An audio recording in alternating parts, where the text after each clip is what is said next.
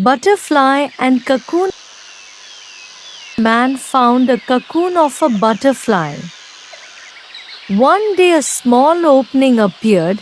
He sat and watched the butterfly for several hours as it struggled to force its body through that little hole. Then it seemed to stop making any progress. It appeared as if it had gotten as far as it could and it could go no farther. Then the man decided to help the butterfly, so he took a pair of scissors and snipped off the remaining bit of the cocoon.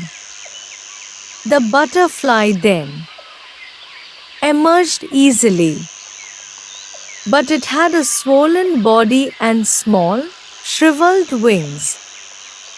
The man continued to watch the butterfly because he expected that, at any moment, the wings would enlarge and expand to be able to support the body, which would contract in time. Neither happened.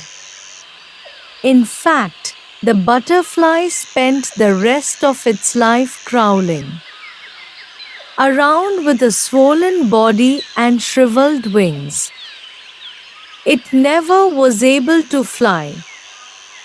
What this man in his kindness and haste did not understand was that the restricting cocoon and the struggle required for the butterfly to get through the tiny opening were nature's way of forcing fluid from the body of the butterfly into its wings so that it would be ready for flight once it achieved its freedom from the cocoon.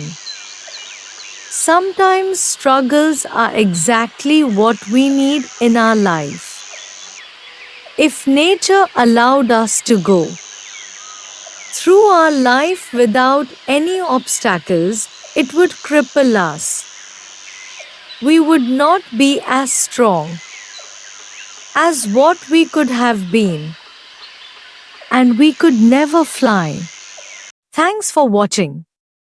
Subscribe our channel and don't forget to press the bell icon.